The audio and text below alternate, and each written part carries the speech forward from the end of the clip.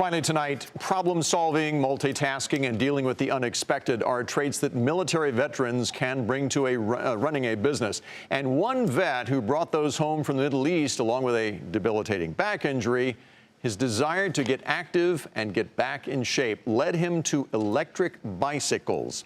And now he's staking a claim in this niche but fast-growing market. Before he found electric bikes, back pain limited Chris Nolte's ability to exercise, to work, indeed to live life. He hurt his back while serving in the military. I grew up very quickly in the military. I went in at 19 years old. I was overseas at 20, 21.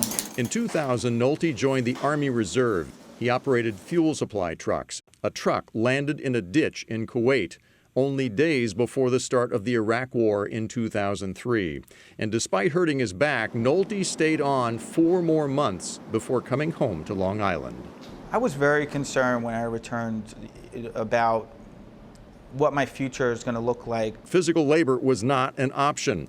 By 2006, he was helping a family friend put his luggage sales business online. He was immersed in e-commerce when, in 2011, he discovered electric bikes, online of course. Nolte converted his own bike and got the push he needed to get back on the road. I didn't need to focus on where I was limited with my physical abilities, and I just kept on learning.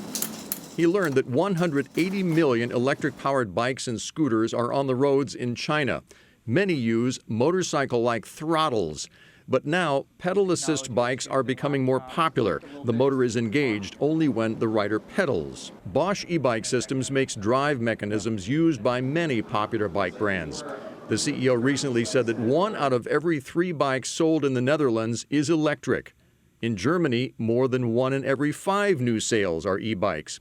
But here in the U.S., it is barely more than 1 out of 100. Sensing an opening, Chris Nolte began selling e-bikes online in 2011. Our first year, we did about $50,000 in business, and then we were pretty much tripling for every year after that in size. Up until 2014, we hit $1 million in sales. Nolte says 2016 will be his 3rd year in a row with sales of at least $1 million.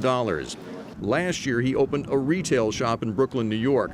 Most of his bikes sell in the $2,500 to $4,000 range. Baby boomers looking for help exercising or just getting around are natural customers. But Nolte says millennials are buying in too. I don't have to deal with parking. I just pull it right into my living room at night. Tyler Glass paid about $3,500 for an e-bike that he uses to travel 10 to 20 miles in New York City pretty much every day.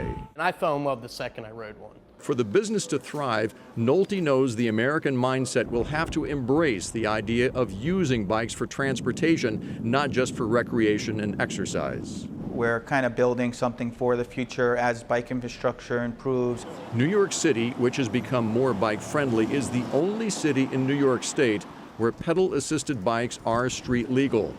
Across the country, regulations are murky, but Nolte, ever the transportation specialist, is confident that that will change. I don't see it as just a small percentage of the bike market overall. I see it a percentage of just people that need to move.